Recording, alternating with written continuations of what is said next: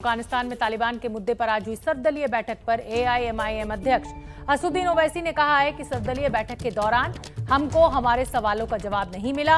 ओवैसी के मुताबिक उन्होंने कहा कि अगर भारत सरकार की अमेरिका से दोस्ती थी तो अमेरिका ने अपने हेलीकॉप्टर से रेस्क्यू ऑपरेशन में मदद क्यों नहीं की। अमेरिका ने वहां से निकलने की तैयारी कर ली, भारत को बताया भी नहीं। ओवैसी से खास बातचीत की हमारे संवाददाता अंकित गुप्ता ने। अफगानिस्तान के मुद्दे पर सरकार ने सर्वदलीय बैठक बुलाई है। सर्वदलीय बैठक में एआईएमआईएम नेता असदुद्दीन ओवैसी साहब भी थे। सर, बैठक करीबन जो है 2-2.5 घंटे 3 घंटे तक चली। क्या बैठक के बाद में आप लोग संतुष्ट हैं? नहीं, मैं तो मुतमईन नहीं हूँ।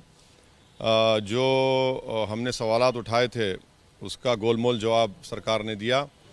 मीटिंग बड़ी लंबी रही, उन्होंने जो प्रेजेंटेशन दिया उसकी कॉपी भी दी, मगर जो सवालात हम उठाए उसका तो जवाब ही नहीं दिए।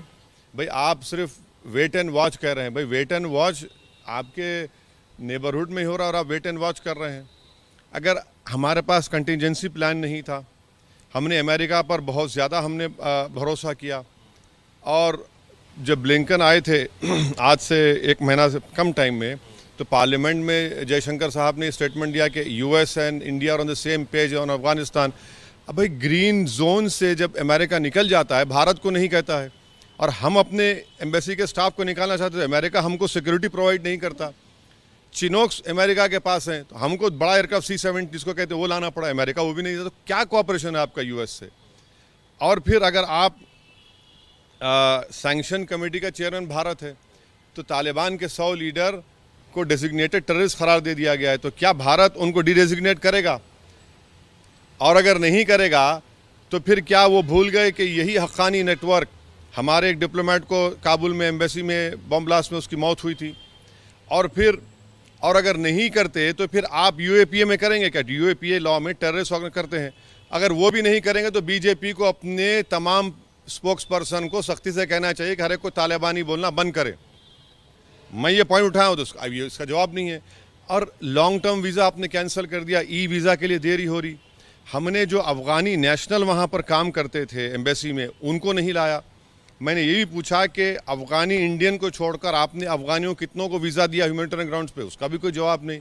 सब गोलमोल जवाब, ऐसा हम कर रहे हैं, हम इनसे बात कर रहे हैं। चर्चा के दौरान क्या इस बात को लेकर भी जो चर्चा हुई है, ये आशंका जाहिर की कि क्योंकि तालिबान अफगानिस्तान में कब्जा कर चुका है, लिहाजा उससे जो भारत में क्रॉस बॉर्डर टेररिज्म है उसका भी खतरा बढ़ेगा? यकीनन बढ़ेगा। कौन इनकार कर रहा है इससे? कौन इनकार? सब जितने स्ट्रेटेजिक सिक्योरिटी एक्सपर्ट्स हैं इस बात को कह रहे हैं। तो आप क्या करने वाले हैं उसके लिए? बहुत से ये आपका सवाल बिल्कुल सही है, इसका जवाब देना पड़ेगा। आपके चीफ ऑफ डिफेंस स्टाफ का स्टेटमेंट हमारे सामने है, आप और हम नहीं कह रहे हैं, वो खुद कह रहे हैं।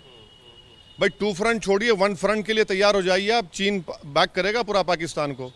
तो ये तो है ना, ये सब तब्दीलियां होंगी और इस पर देखिए क्या होता है। तो हर बार की तरह असदुद्दीन ओवैसी बीजेपी के ऊपर हमलावर। अब इस बार जो मुद्दा है वो अफगानिस्तान है, अमेरिका का जिक्र भी कर रहे हैं।